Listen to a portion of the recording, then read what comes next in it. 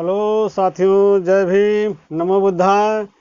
साथियों, आज हम जिस राजनीतिक विषय पे चर्चा कर रहे हैं, यहाँ बहुत ही लेखक सुंदर ढंग से हमें बताने की कोशिश कर रहे हैं और हमारे जो मूल सिद्धांत है, मूल विचार है, उसी पे इन बात करते हुए लेखक लिख रहे हैं। आज का जो विषय, आज का अध्याय है, उस पे वो बता रहे हैं, बाबा साहेब अम्बेडकर जैसा राजनेता अब कोई नहीं। ये साथियों एक माध्यम है, एक बताने का जरिया है, एक अध्याय है, एक चैप्टर है। ये बाबा साहेब अम्बेडकर जैसा राजनेता अब कोई नहीं, इस पे वो लिखना चाहते हैं, बताना चाहते हैं कि बाबा साहेब के जैसा अब कोई जो है कि वैसा राजनेता हमारे पास रहा नहीं, उनसे बड़ा कोई राजनेता हमारे समाज के लिए था नहीं।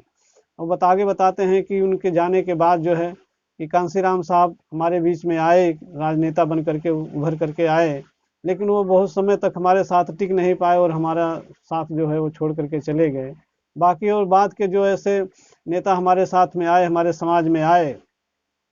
उनके साथ क्या हुआ कि मान लीजिए अगर कुछ हिम्मत वाले निकले भी काम करने वाले के लिए, पॉलिटिक्स तमाम पार्टियां बनी हुई हैं बहुजन समाज में, अगर वो कुछ निकले भी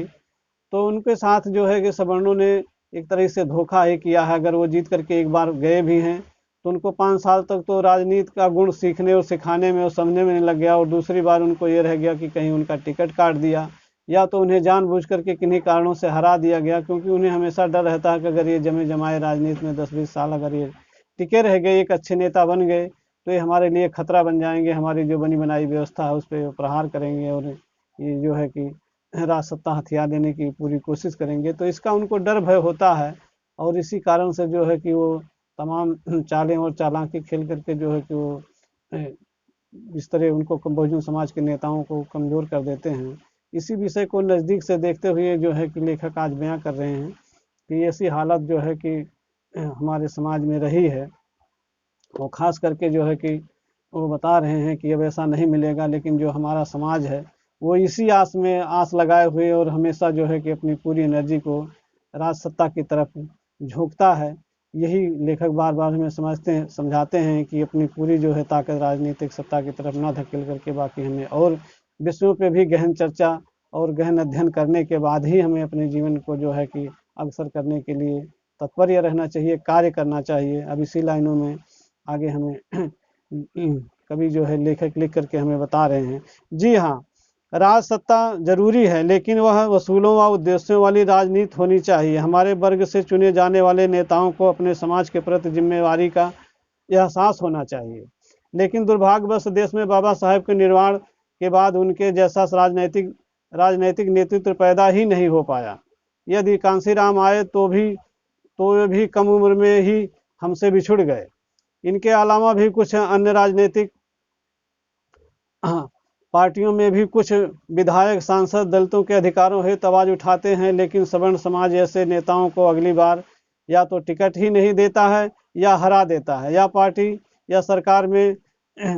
हाशिए पर पटक देता है। आज बड़ी पार्टियां दलितों में लीडरशिप तैयार ही नहीं होने देती हैं, क्योंकि उन्हें अपनी चूल्हे हिल जाने का खतरा है। आज वंचित वर्ग में अम्बेडकर जैसा नेतृत्व नहीं है जो अपने सारे विरोधियों से मुकाबला करते हुए दलितों के मानवीय अधिकारों के लिए संघर्ष कर सके। बाबा साहब ने तो आज़ादी से पहले अंग्रेजों से दलितों की आर्थिक तरक्की के लिए ठेकों में भी आरक्षण की मांग की थी,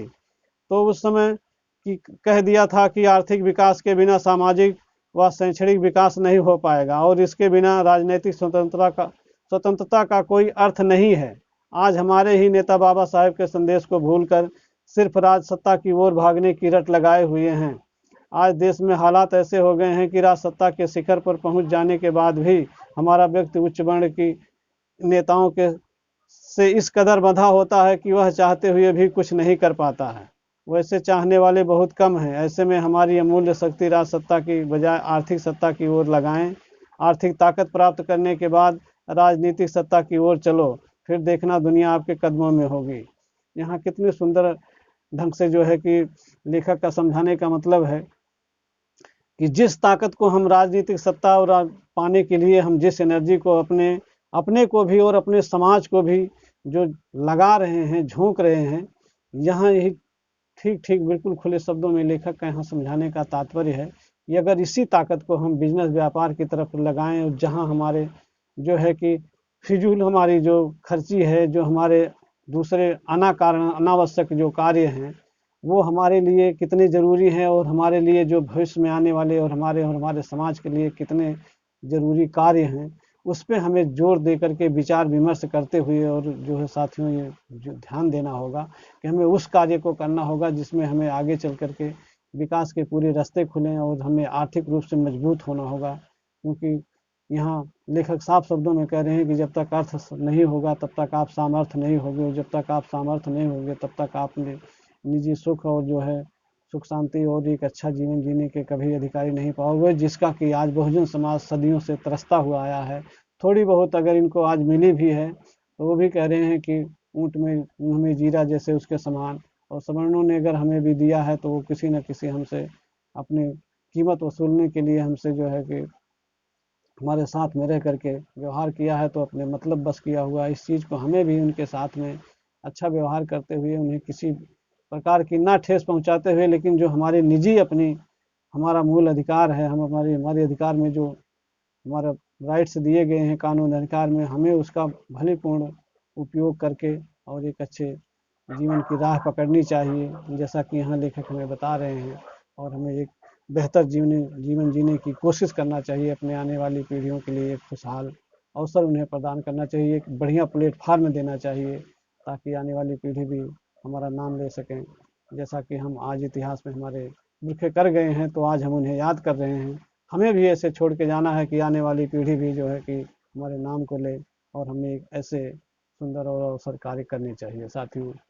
इसी के साथ यहाँ इस अध्याय को ख़त्म करते हैं, यहाँ वाणी को विराम लेते हैं। आगे फिर हम दूसरे अध्याय पे आपसे